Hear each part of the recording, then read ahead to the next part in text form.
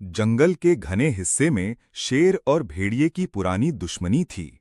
शेर हमेशा ताकत पर गर्व करता और कहता, ये जंगल मेरा है, जबकि भेड़िया चालाकी और झुंड की शक्ति पर भरोसा करता और कहता, असली हक मेरा है।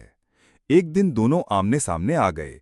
भेड़िया गुर्राकर बोला, आज तुझे सबक सिखाऊंगा। शेर दहाड़ा और बिजली की तरह उस पर टूट पड़ा। भेड़िया तेजी से बचता रहा, लेकिन शेर ने अपनी ताकत से उसे जमीन पर दबा लिया। भेड़िया छटपटाते हुए बोला, मैं हार गया। शेर दहाड़ते हुए बोला, याद रख, इस जंगल का राजा सिर्फ मैं हूं। और उसी दिन से भेड़िए ने कभी शेर को चुनौती नहीं दी। एक गांव के पास एक नदी के किनारे एक हाथी रहता था, बड़ा प्यारा और शांत। एक दिन गांव का एक छोटा बच्चा खेलते खेलते नदी के पास आया और फिसलकर पानी में गिर गया।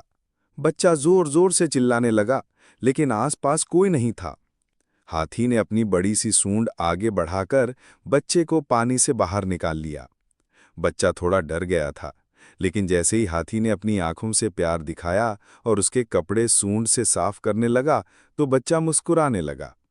उस दिन के बाद बच्चा रोज हाथी के पास आने लगा। कभी उसकी पीठ पर चढ़कर खेलता, कभी उसके कान खींचकर हंसने लगता। हाथी भी उसे बड़े प्यार से अपनी सूंड में झुला देता।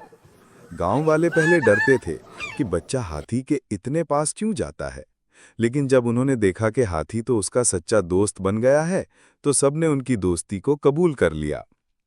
एक दिन कुछ लोग गांव में आकर बच्चे को ढूंढने लगे और उसे सताना चाहते थे, पर हाथी ने जोर से दहाड़त की तो सब भाग गए। बच्चा हाथी से लिपट कर बोला, तू मेरा रक्षक है, हमेशा मेरा दोस्त बनकर रहना। हाथी ने अपनी सूंड उसके कंधे पर रख दी, जैसे कह रहा हो, मैं तुझे कभी अकेला नहीं छोड़ूंगा। इस तरह हाथी और बच्चे की दोस्ती एक मिसाल बन गई, जो गांव वाले हमेशा याद करते रहे। गांव के किनारे एक पुराना टूटा फूटा मकान था, जहां माया नाम की 7 साल की लड़की अपनी बूढ़ी दादी के साथ रहती थी। दादी हमेशा एक ही बात दोहराती थी, ऊपर वाले कमरे में कभी मत जाना और उस पुराने आईने को कभी मत देखना। माया को ये बात अजीब लगती, लेकिन डर के मारे वो कभी वहां नहीं गई। एक रात दादी को तेज बुखार हो गया।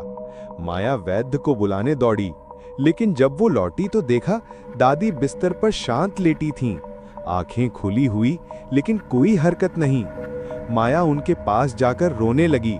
तभी दादी की आवाज आई, आईना देखो। माया चौंकी। दादी तो मरी हुई लग रही थी, लेकिन आवाज बिल्कुल उन्हीं की थी। कांपते हुए माया ऊपर वाले कमरे में गई। वहां एक पुराना आईना रखा था, कपड़े से ढका हुआ। जैसे ही माया ने कपड़ा हटाया, उसने जो देखा उससे उसकी सांसें रुक गईं। आईने में उसकी खुद की परछाई नहीं थी, बल्कि दादी दिखाई दे रही थी। लेकिन आईने वाली दादी बोली, मैं जिंदा हूं, इस शरीर में नहीं, इस आईने में कैद हूं, मुझे बाहर निकालो। माया पीछे मुड़ी तो देखा दादी का शरीर अब उठकर खड़ा हो चुका था, मगर उनकी आंखें बिल्कुल खाली और काली थी, उनमें कोई और था। माया डर के मारे चीख पड़ी और झट से पास पड़ी लकड़ी से आईना तोड़ दिया। आईना टूटते ही एक जोरदार चीख गूंजी। दादी जमीन पर गिर पड़ी और सब कुछ शांत हो गया।